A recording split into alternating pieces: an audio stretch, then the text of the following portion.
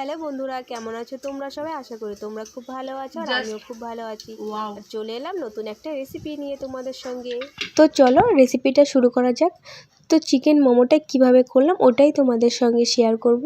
তো এখানে পরিমাণ মতো লবণ নিয়ে নিলাম, পরিমাণ মতো সাদা তেল নিয়ে নিলাম। তো এটা সুন্দর করে মেখে নিব যাতে তেল আর ময়দাটা খুব সুন্দর করে মিশে যায়, তেলের সঙ্গে ময়দাটা দলা বেঁধে না থাকে। মিশিয়ে নেওয়া কমপ্লিট হয়ে গেল। তো তারপর জল দিয়ে দিব, পরিমাণ অনুযায়ী জল দিব আর সুন্দর করে মেখে নিব ডোটা।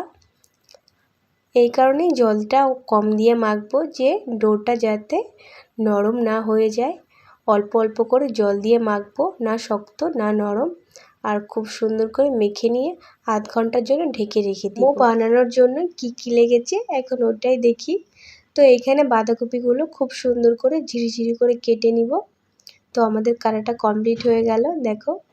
আর এখানে পেঁয়াজটাও যতটা পারি ঝিরিঝিরি করে কেটে নিব।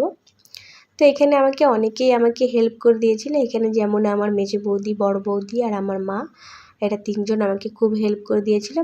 আর এখানে দেখো পেঁয়াজটাও কাটা কমপ্লিট হয়ে গেল। তো যে গামলাটার ভিতরে বাঁধাকপিগুলো রেখেছিলাম ওই গামলাটার ভিতরে পেঁয়াজগুলো রেখে দিলাম। তো তারপর পরিমাণ অনুযায়ী লবণ দিয়ে দিব। লবণ দিয়ে খুব সুন্দর করে মেখে নিব যাতে পেঁয়াজ আর বাঁধাকপি থেকে জল ছেড়ে দেয়।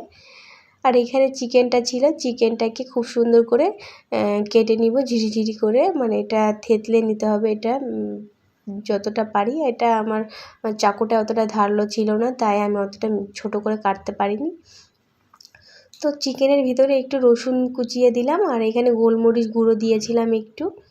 আর এটাকে হালকা করে একটু ফ্রাই করে নিব। আর তোমরা বাড়িতে কে মোমো বানিয়ে খেয়েছো আমাকে অবশ্যই কমেন্ট করে জানিও। আমি তো অনেকবারই চিকেন মোমো বানিয়েছি, তো তোমাদের সঙ্গে ফার্স্ট টাইম চিকেন মোমো রেসিপিটা শেয়ার করলাম। এর পরবর্তীকালে তোমাদের সঙ্গে গন্ধরাজ চিকেন মোমো কিভাবে বানিয়েছি ওটাই শেয়ার করব।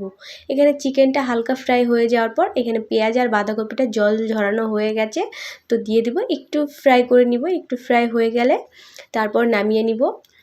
তো তারপর এখানে ময়দাটা ছিল, ময়দাটাকে বড় করে রুটির মতো বেলে নিব। তারপর একটা গ্লাসের সাহায্যে সুন্দর করে কেটে নিব। তোমরা ছোট ছোট করেও বানিয়ে নিতে পারো। আর আমাদের একটু রাত হয়ে যাচ্ছিল তাই আমরা একবারে একটা বড় একটা রুটির আকারে করে তারপর একটা গ্লাসের সাহায্যে কেটে নিলাম সুন্দর করে। তো আমাদের কমপ্লিট হয়ে গেল কাটা। এটা দেখো আমার মেজো বৌদি এই মোমোটা বানিয়েছিল। দেখো মেজো বৌদিটাও খুব সুন্দর হয়। ও তার সাইডে আমরা একটু জল লাগিয়ে নিচ্ছিলাম এই কারণে যে মোমোটা সিদ্ধ করার টাইমে খুলে না যায়। এই মোমোটা আমি বানিয়েছি। আমার মোমো বানাতে অনেকই টাইম লেগে যায় এই কারণেই যে আমি মোমোটা অত ভালো বানাতে পারি না, আস্তে আস্তে করার চেষ্টা করি যাতে একটু ভালো হয়। তো আমরা হঠাৎ করে প্ল্যান করে নিলাম মোমো বানানোর। সন্ধ্যাবেলায় আয়োজনটা করেছিলাম আর করতে করতে 9টা বেজে গেছিলো। আর দাদারা অনেক লেট করে দোকান থেকে এসেছিলো, আমরা বানিয়ে খেয়ে নিলাম। তো তারপর দাদারা আসলো আবার গরম করে ওদেরকে মোমোটা ছোটদা কমেন্ট করেছিল চিকেন মোমো, তাই আমার কাছে একদমই ভালো লাগেনি। আর মেজদা কমেন্ট করেছিল যে খুব ভালো হয়েছে, দোকানের মতোই খেতে মনে হচ্ছে। আমার কাছে তো খুবই ভালো লেগেছিল। তো তোমরা দেখতেই পাবে পরের রিয়াকশানটা আমরা দিয়েছিলাম মেজ বৌদি আমি, মানে খুব ভালো লেগেছিল। তো দেখো আমাদের একটা ট্রে বানানো কমপ্লিট হয়ে গেল। এখন এটা সিদ্ধ বসিয়ে দিব।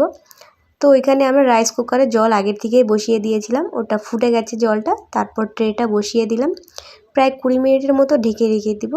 20 মিনিট পরে যে দেখব যে কেমন হয়েছে কি না হয়েছে।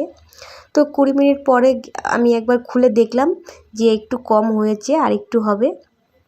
তো তারপর 5 মিনিট পর আমি খুলে দেখলাম একবার যে হ্যাঁ কমপ্লিট হয়ে গেছে। রাইস কুকারের ঢাকনাটা খুলেই এত মোমোর গন্ধ বেরোচ্ছিল, আমার কাছে তো খুবই ভালো লাগছিল, খেতে ইচ্ছা করছিল। তো সঙ্গে সঙ্গে আমরা 3 প্লেট সাজিয়ে নিলাম বৌদিরা আর আমি খাওয়ার জন্য। তো দেখো এখানে মেজো বৌদি খেয়েছে, মেজো বৌদি খেয়ে তো রিয়াকশানটা খুব ভালো দিয়েছে। আর বড় বৌদিও রিয়াকশানটা খুব ভালো দিয়েছিল, ওদের দুজনের কাছেই তো ভালো লেগেছে। বৌদি আমাকে বলছে যে তুমি মোমো বানানোটা কিভাবে শিখেছো? আমি মোমো বানানোটা শিখেছি আমাদের পাশের বাড়ি একটা মামা আছে, মামারা ওদের দোকান আছে, ওদের বাড়িতে আমি দাঁড়িয়ে দাঁড়িয়ে একদিন মোমো বানানো দেখেছিলাম, তাই মোমো বানানোটা আমি শিখে গেলাম। তোমরা আমাকে অবশ্যই কমেন্ট করে জানিও মোমো বানানোটা কেমন হয়েছিল।